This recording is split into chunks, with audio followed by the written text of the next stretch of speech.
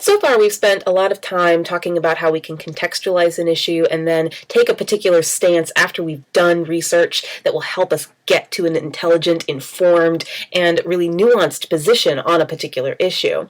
Now that you're drafting your argument, after you've done a lot of research and you've thought about how you're going to use your sources, you want to think about how you can set up the issue for your reader to most clearly guide them toward the point you want to make and toward agreeing with that point.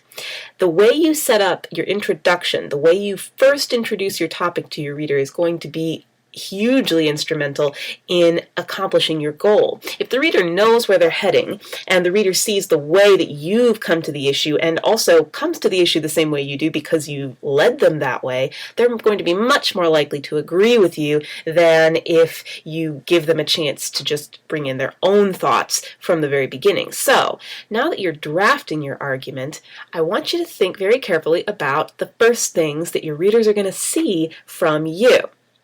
So I've asked you to think about writing the first 2 pages of your researched argument before you write the whole thing and submit it for peer review. The reason I want you to do this is because in those first 2 pages, you should have your introduction, your first paragraph, and then the first paragraph or 2 of the body of your paper where you're bringing the reader into your argument. Those first 2 pages will frame the way they think about the entire thing. Don't wait until the very end in the conclusion to give them the point that you want to make. Now, when I say introduction, I do mean really the first paragraph of your paper. Some of you may have written 5-paragraph essays before when you were in high school or in other classes in college. And yes, there are a few useful things that you can take from learning to write those 5-paragraph essays where you've got a first paragraph that's an introduction and it usually ends with a thesis statement that has 3 parts, and that covers the 3 body paragraphs that you'll have to support your main thesis in your introduction. And then you have a conclusion paragraph at the end, and the whole thing adds up to a nice round unit of 5 paragraphs. If you haven't been taught that pattern, then maybe what I said didn't make a whole lot of sense. But if you have been taught that pattern, that familiar structure is sort of like what you're going to end up doing here. It's not necessarily exactly like what you're going to end up doing here. Here, you're going to spend as many paragraphs as you need in order to get across all of the ideas you need to get across in order to get your one overall thesis statement ready for the audience and to prove it to them. Your thesis statement should be the last statement of your first paragraph, the last statement of your introduction, and it should just be the one main idea, that first sentence in the summaries that we've been writing, the main idea, the argument you're trying to get toward.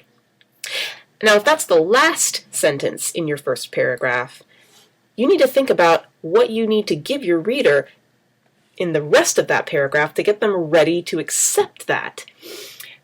You may have been given some strategies before in writing your introductions that involved having a hook at the very beginning as your first sentence or 2, and then some kind of story maybe in the middle or some examples as the body of your first paragraph, and then a thesis statement. That's a good model. Think about your thesis statement as kind of your answer to an implied question.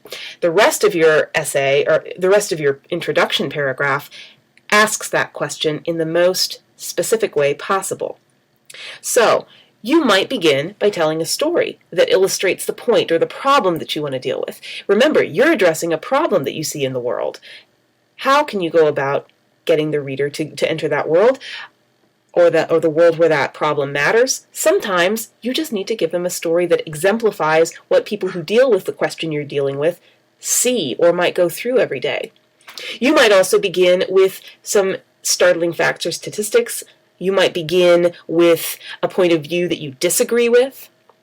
You might begin, if you're dealing with a topic that's well known, you might begin with a quote that somebody prominent has made about the situation. You might begin with an extreme example. Whatever you do ought to set the tone for what's coming forward, and it ought to somehow make your readers feel like this is an urgent, serious issue that they need to take seriously as they read the rest of your paper, and that it ought to somehow set your readers up to expect that thesis statement as an answer to the question you've sort of implied or the problem that you've illustrated for them. I keep using the word question, and I'm a little ambivalent about my use of that term because I want to encourage you not to begin with your very first sentence as a rhetorical question. Remember, rhetorical questions are lies to your readers because you're not really waiting for an answer. You've got an answer ready for them. So, as tempting as it may be when you're setting up a problem or a question to consider, don't actually write the question. Write the answer instead, and that's going to be your thesis statement.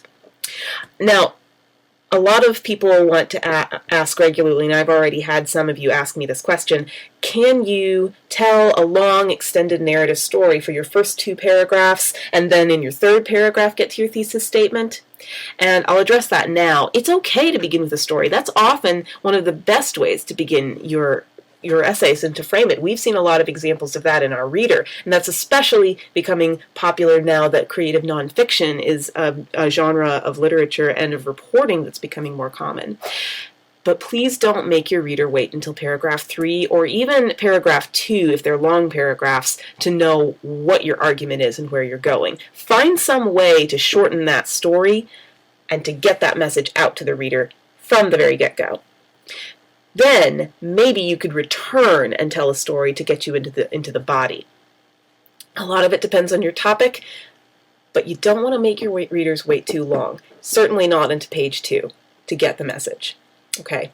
After you have that introduction paragraph, your next paragraph, the very next thing you do, needs to be the most important thing that readers have to know in order to know the rest of your entire argument. So, if you think that this is an issue that's very well known in society, maybe you could jump into the first point that you want to argue. For a lot of you guys, that first paragraph or 2 should be nothing but context where you're explaining the issue or maybe some of its history. You might also spend some of your introduction giving context and history, if that's the best way to get to your thesis statement. But whatever you put first needs to be the thing without which the rest of your paper won't make any sense.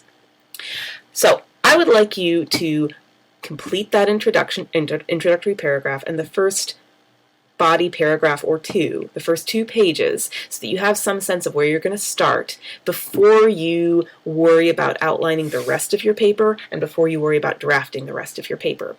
You're going to get some feedback from your peers and some feedback from me about those first 2 pages, and then the next week you'll turn in that first relatively complete rough draft of your argument, and then you'll be through the hardest part of our semester.